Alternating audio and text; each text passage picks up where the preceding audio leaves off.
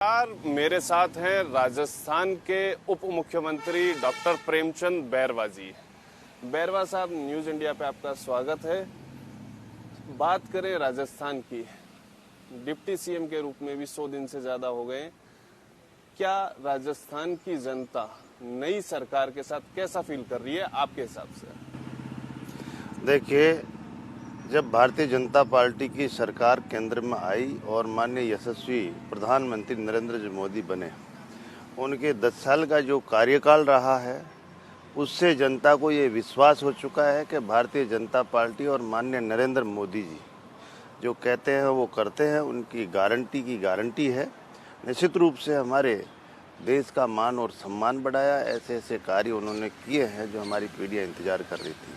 जैसे ही राजस्थान में double engine की सरकार जनता ने दी है, मैं उनका आभारी हूं, क्योंकि उन्होंने भरोसा जताया भारतीय जनता पार्टी पे और भारतीय जनता पार्टी ने ऐसे यशस्वी मुख्यमंत्री को बनाया जो किसान का बेटा, गरीब, जो धरातल से जुड़ा हुआ था।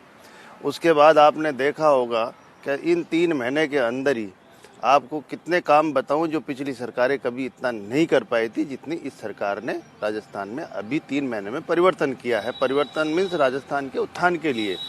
आपको पता है 450 में उज्ज्वला गैस कर देना, हमारे गेहूं का समर्थन मूल्य बढ़ा देना, हमारे युवा बेरोजगारों के साथ जिस तरह की पिछली सरकार ने धोखा किया और उस धोखे में बेचारों को पेपर लीक कर करके उनको बेरोजगार रखा। उन्होंने एसआईटी का गठन करके मुख्यमंत्री जी ने और 86 लोगों को जेल में डाला है। इतना ही नहीं, हमारे किसान भाइयों के लिए किसान निधि को बढ़ाकर 8,000 करी 6 को।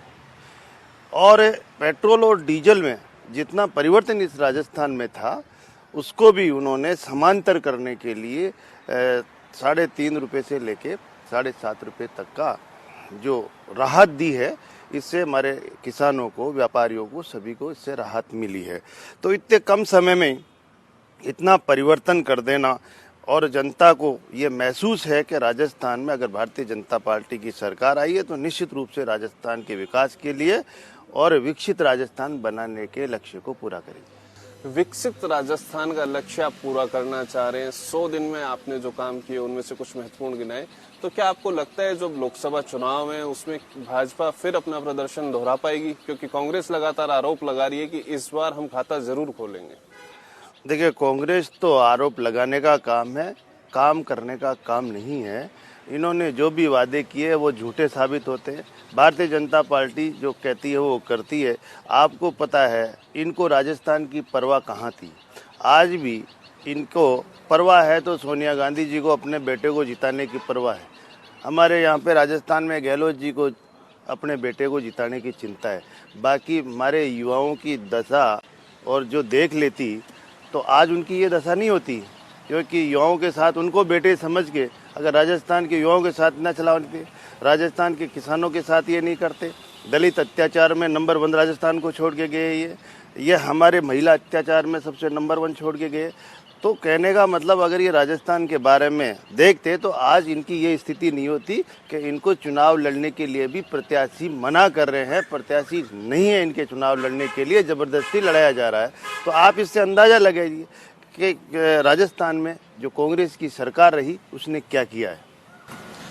राजस्थान सरकार की अगर बात करें तो आपके पास 4 बड़े डिपार्टमेंट हैं।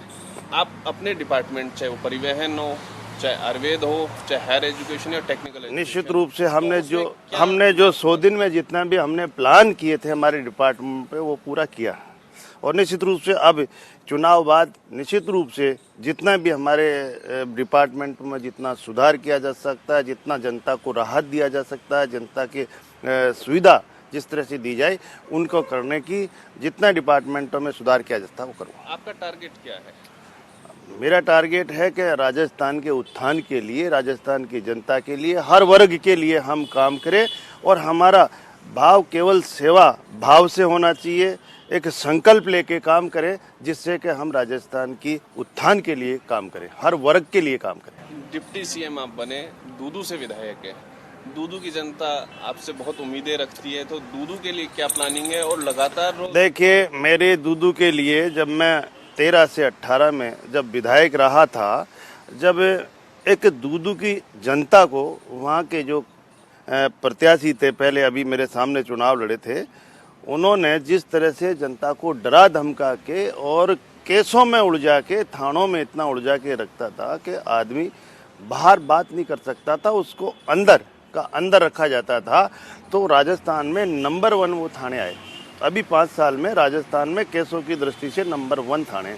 अभी मैंने 3 महीने में ही 85% जीरो थानों में केस नहीं होते। मेरे टाइम में मैंने उनको अवार्ड दिलाए थे 13 से 18 में केसों के मामले में राजीनामा शांति की दृष्टि से। लेकिन उनकी राजनीति, उनकी नीयत ऐसी है कि जनता को डरा धमका के और उनसे हम वोट लें, वोटों की राजनीति खेलते हैं। मेरा लक्ष्य, मेरा विजन है, मैं वहाँ का स्थानीय व्यक्ति हूँ, मैं वहाँ की धरातल को जानता हूँ, वहाँ के रहन सहन को, वहाँ के लोग हम किस तरह से हमारी ज़िंदगी जीते हैं, उसको लेकर मैं राजस्थान के सभी जातियों, सभी वर्ग को साथ लेकर और उनका आमूलचूल परिवर्तन करके और उनको एक अच्छा सामाजिक उत्थान, आर्थिक उत्थान और नए नए आयाम, जैसे मेरे बेरोजगार है उनको वहाँ रोजगार उपलब्ध कराना, सड़क, बिजली, पानी का, इस तरह से उनकी जो सामाजिक और हमारे दृष्टि, सामाजिक दृष्टि से, आर्थिक दृष्टि से ऊपर उठाने का काम करूँ। भाजपा ने अपना संकल्प पत्र कहा है, चुनाव घोषणा पत्र को, क्या लगता है कि कितना खरा उतरेगा और जनता कितना उसको रेस्पॉन्स देगी? बिल्कुल, जो भारतीय जनता पार्टी जो संकल्प लेती है उस संकल्प को पूरा करती है। निश्चित रूप से हमारे संकल्प पत्र में जो भी संकल्प लिए हैं निश्चित रूप से पहले भी पूरे किए हैं और माननीय हमारे यशस्वी प्रधानमंत्री जी का जो विजन रहा, जो सोच रहा है राष्ट्र निर्माण और राष्ट्र नीति, इसके हिसाब से वो काम करते हैं और निश्चित रूप से उनका जीवन जो है राष्ट्र निर्माण और राष्ट्र नीति पे रहेगा। और इस राजस्थान का उनका विजन है, सोच है कि मैं विकसित भारत बनाकर और दुनिया की तीसरी शक्ति बनाऊं। इस सोच के साथ मैं सभी हिंदुस्तान की जनता से, राजस्थान की जनता से यही कहूँगा कि ऐसे यशस्वी प्रधानमंत्री जी का सपना साकार करने के लिए हम लोग, सब लोग, हर वर्ग, हर जाति मिलकर इनका सहयोग करें। भाजपा पे एक आरोप लगता है, कांग्रेस कहती है कि दलितों से दूर जाती है पार्टी। आप दलित हैं, डिप्टी सीएम बने, आप क्या मैसेज देंगे? देखिए, 70 साल जिस कांग्रेस पार्टी ने यहाँ पर शासन किया है, जिस हिसाब से देखा जाए तो 70 साल में इन्होंने दलितों के लिए किया क्या? केवल बाबा साहेब भीमराव अंबेडकर जी का इन्होंने अपमान करने का काम किया है। इनको कितनी जगह अपमान किया है मैं आपको पूरी बता सकता हूँ अंबेडकर जी को। और जब भारतीय जनता पार्टी कब रही है यहाँ पे, अभी आई है, 70 साल तो इन्होंने किया। लेकिन इनमें हमारा राष्ट्रपति बना तो एक दलित समाज का राष्ट्रपति बनाने का काम किया। बाबा साहेब भीमराव अंबेडकर को अगर भारत रत्न दिलाया तो भारतीय जनता पार्टी, अटल बिहारी वाजपेयी की देन है। हमारे माननीय नरेंद्र मोदी जी आए तो हमारे दलितों के सम्मान, मान सम्मान के लिए डॉक्टर अंबेडकर साहब के पंच तीर्थ निर्माण करके हमारा मान और सम्मान बढ़ाया। इतना ही नहीं है कि जितने भी माननीय नरेंद्र मोदी जी ने जन कल्याणकारी योजनाएं बनाई, इसमें अधिकतर हमारे जो अंतिम छोर पे बैठे थे हमारे दलित वर्ग के लोग, उनको ज़्यादा उसका लाभ मिला है। और हमारे इतना ही नहीं, आज मैं आपके सामने, मेरे को भी डिप्टी सीएम बनाया है।